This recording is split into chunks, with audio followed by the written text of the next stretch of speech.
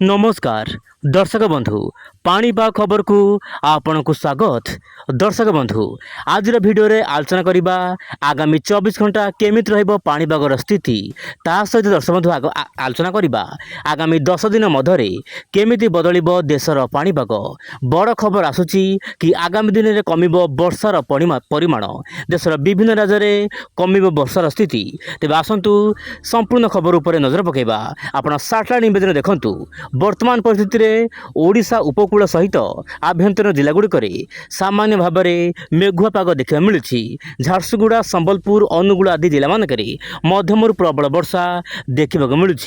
किंतु दर्शक बंधु वर्तमान जदि आम देखा दक्षिण पश्चिम भारत में विभिन्न राज्य में वर्तमान वर्षा स्थिति धीरे धीरे कमिबार आशंका रही। कारण मौसुमी वायु सामान्य दुर्बल होबार आशंका रही।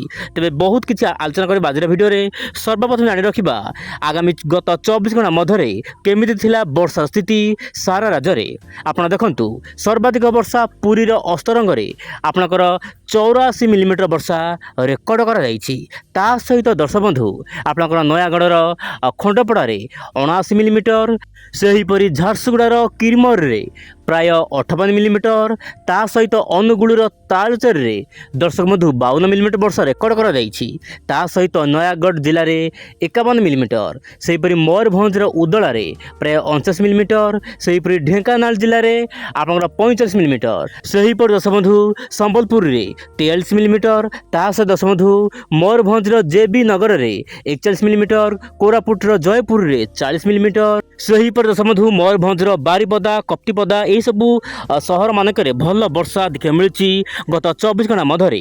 तेज पाणीपाग विभाग सूचना मिलवा अनुसार दर्शक बंधु आप मोबाइल स्क्रीन देखूँ आप झारसुगुड़ा एवं सुंदरगढ़ जिलार स्थान स्थान मध्यम प्रबल वर्षा होगा नहीं येलो अलर्ट जारी कर पाणीपाग तरफ 10 तारिख में सब जिले में मध्यम प्रबल वर्षा आशंका रही। सहित दर्शक बंधु 11-12 राज्यर विभिन्न अंचल में पाग सामान्य शुखला रहा भाँ कौटी वर्षा रु आप 13-14 तारिख में आप सुंदरगढ़ केउझर मयूरभंज जिलार विभिन्न अंचल में मध्यम प्रबल वर्षा होगा नहीं येलो अलर्ट जारी कर आंचलिक पाणीपाग विभाग।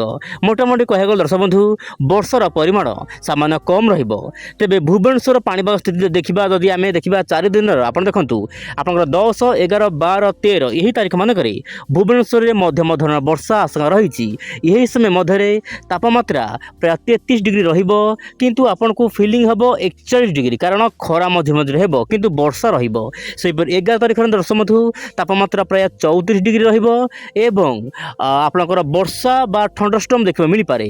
12-13 तारिख में भुवनेश्वर में भल वर्षा आशंका रही जहाँ पाणीपाग तरफ सूचना मिली। मुझे सामने यही सब डाटा देखा आप जापर भुवनेश्वर पाणीपाग स्थिति। तेज दर्शक बंधु वर्तमान नजर पकेबा वायुर चलन कारण आप जानी वायुर चलन को लेकिन समस्त पाणीपागर पूर्वानुमान कराए। वर्तमान समय दर्शक बंधु मौसुमी सामान धीमा पड़ार आशंका रही। देशर विभिन्न भाग में सामान्य वर्षार परिमाण कम तथापि दर्शक बंधु उत्तर पूर्व राज्य ता सहित उत्तर प्रदेशर विभिन्न स्थान में प्रबल अति प्रबल वर्षा हो किंतु ओडिशा कथा जदि आम आलोचना करवा ओडिशा रे हल्का फुल्का वर्षा जारी रहिबो आगामी दिन मानक आप देखु अरब सागर समस्त वायु सीधासलख भारत भितर प्रवेश करुच्ची सेपरी बंगोपसागर वायु वर्तमान समय भारत भीतर को प्रवेश करुच्ची। वर्तमान समय दर्शक बंधु झारखंड और छत्तीसगढ़ उपरे बा आपनकर बिहार झारखंड छत्तीसगढ़ पाखापाखि गोटे छोट घूर्णिबल रही जहाँपाई कि पश्चिम ओडिशार विभिन्न अंचल में पाग सामान्य मेघ रही कहली सुंदरगढ़ और झारसुगुड़ा यही जिला मानक मध्यम धरण वर्षा आशंका रही। यह सहित हीराकुदर उपरमुंडे प्रबल अति प्रबल वर्षा संभावना देखा सेहीपरि दर्शक बंधु दक्षिण ओडिशार जमीक मालकानगिरी कोरापुट रायगड़ा कंधमाल यही सब जिलार स्थान स्थान मध्यम धरण वर्षा आशंका रही।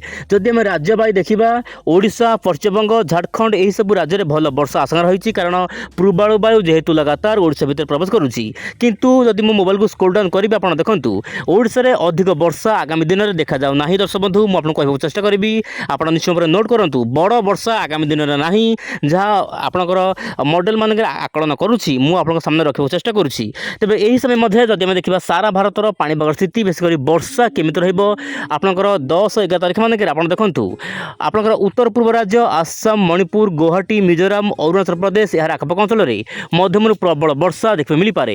ଏହା ସହିତ ଆପଣଙ୍କର ଓଡ଼ିଶା ପଶ୍ଚିମବଙ୍ଗ ତାହା ସହିତ ଝାଡ଼ଖଣ୍ଡ ଛତିଶଗଡ଼ ବିହାରର କେତେକ ଅଞ୍ଚଳରେ ମଧ୍ୟମ ଧରଣର ବର୍ଷା ଆଶଙ୍କା ରହିଛି କିନ୍ତୁ ପୂର୍ବ ବିହାରରେ ପାଗ ସାମାନ୍ୟ ଶୁଖିଲା ରହିବ କାଁ ଭାଁ କେଉଁଠି ଭଲ ବର୍ଷା ଦେଖିବାକୁ ମିଳିପାରେ। ଏହା ସହିତ ଦର୍ଶକ ବନ୍ଧୁ ମୁଁ ଆପଣଙ୍କୁ କହିବାକୁ ଚାହିଁବି ବଙ୍ଗୋପସାଗର ଯେହେତୁ ବର୍ତ୍ତମାନ ସମୟରେ ପୂର୍ବାଳୁ ବାୟୁ ଯାଉଛି ସେଥିପାଇଁ ଓଡ଼ିଶା ଉପକୂଳ ମାନଙ୍କରେ ଭଲ ବର୍ଷା ଦେଖିବାକୁ ମିଳିପାରେ କିନ୍ତୁ ଆଜି ତ ଭଲ ଖରା ଦେଖିବାକୁ ମିଳୁଛି ଉପକୂଳ ଓଡ଼ିଶାରେ କିନ୍ତୁ ଆସନ୍ତାକାଲି କେତେକ ଅଞ୍ଚଳରେ ବର୍ଷା ଦେଖିବାକୁ ମିଳିପାରେ। ଏହା ସହିତ ମହାରାଷ୍ଟ୍ର କର୍ଣ୍ଣାଟକ ଗୋଆ କେରଳ ଏହିସବୁ ରାଜ୍ୟମାନଙ୍କରେ ମଧ୍ୟମ ଧରଣର ବର୍ଷା ଆଶଙ୍କା ରହିଛି।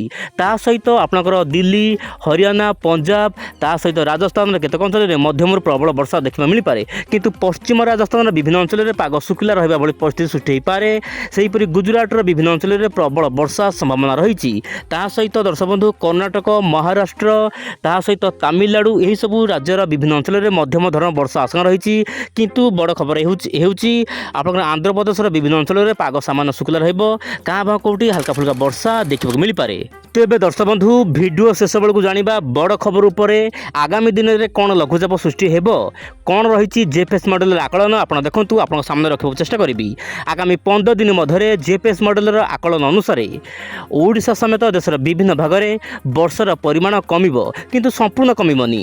ବର୍ଷା ଦିନ ଯେହେତୁ ଅଛି ଏବଂ ମୌସୁମୀ ବାୟୁ ସାମାନ୍ୟ ସକ୍ରିୟ ରହିଛି ଓଡ଼ିଶା ସମେତ ଦେଶର ବିଭିନ୍ନ ଭାଗରେ ବର୍ଷା ହେବ କିନ୍ତୁ ଯେଉଁ ବର୍ଷା ଅଗଷ୍ଟ ମାସରେ ଦରକାର ସେହିଭଳି ବର୍ଷା ବର୍ତ୍ତମାନ ଦେଖିବାକୁ ମିଳି ନପାରେ ବୋଲି ଯାହା ମଡେଲ ଆକଳନ କରିଛି। ତଥାପି ଆପଣଙ୍କର ଛୋଟ ମୋଟ ଘୂର୍ଣ୍ଣିବଳୟ ସୃଷ୍ଟି ହୋଇପାରେ ଯାହା ପାଇଁ କି ଉତ୍ତର ପୂର୍ବ ରାଜ୍ୟଗୁଡ଼ିକରେ ଭଲ ବର୍ଷା ଦେଖିବାକୁ ମିଳିପାରେ କିନ୍ତୁ ଦର୍ଶକ ବନ୍ଧୁ ଜେଏଫଏସ୍ ମଡେଲ ଆକଳନ ଅନୁସାରେ ବଙ୍ଗୋପସାଗରରେ ଆଗାମୀ 15 ଦିନ ମଧ୍ୟରେ କୌଣସି ବଡ଼ ଲଘୁଚାପ ହେବାର ଆଶଙ୍କା ନାହିଁ ଏବଂ ହୀରାକୁଦର ଉପର ମୁଣ୍ଡରେ ମଧ୍ୟମ ଧରଣର ବର୍ଷା ଆଶଙ୍କା ରହିଛି।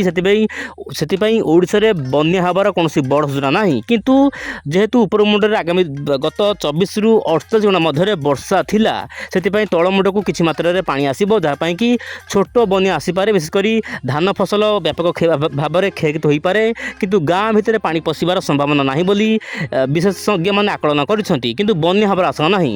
କିନ୍ତୁ ଜେଏଫଏସ୍ ମଡେଲ ଯେହେତୁ ଆକଳନ କରୁଛି କି ଆଗାମୀ 15 ଦିନ ମଧ୍ୟରେ ବଡ଼ ବର୍ଷା ଆଶଙ୍କା ନାହିଁ ଦେଶର ବିଭିନ୍ନ ଭାଗରେ ସେଥିପାଇଁ ବନ୍ୟାର କୌଣସି ଚିନ୍ତା ନାହିଁ। ତେବେ ଦର୍ଶକ ବନ୍ଧୁ କେବଳ ଦକ୍ଷିଣ ଏବଂ ପଶ୍ଚିମ ଭାରତର ବିଭିନ୍ନ ରାଜ୍ୟରେ ବର୍ଷାର ପରିମାଣ କମିବ କିନ୍ତୁ ଶେଷ ବେଳକୁ ମୁଁ କହିବାକୁ ଚାହିଁବି ସ୍ପଷ୍ଟ କରିବାକୁ ଚାହିଁବି ଆପଣଙ୍କର 15 ଅଗଷ୍ଟରୁ 22 ଅଗଷ୍ଟ ମଧ୍ୟରେ ଗୋଟିଏ ଛୋଟ ବା ଗୋଟିଏ ବଡ଼ ସିଷ୍ଟମ ଦେଖିବାକୁ ମିଳିପାରେ ବଙ୍ଗୋପସାଗରରେ। ତେବେ ଦେଖିବାର କଥା ଆଗାମୀ ଦିନରେ ଏହି ଲଘୁଚାପ କେତେ ଘନୀଭୂତ ହେଉଛି। ଆପଣ ଚ୍ୟାନେଲ ସହିତ ପ୍ରତ୍ୟେକ ଦିନ ଯୋଡ଼ି ହୋଇ ରୁହନ୍ତୁ। ଆଜି ପାଇଁ ଏତିକି। ନମସ୍କାର, ଜୟ ଜଗନ୍ନାଥ ଦର୍ଶକ ବନ୍ଧୁ।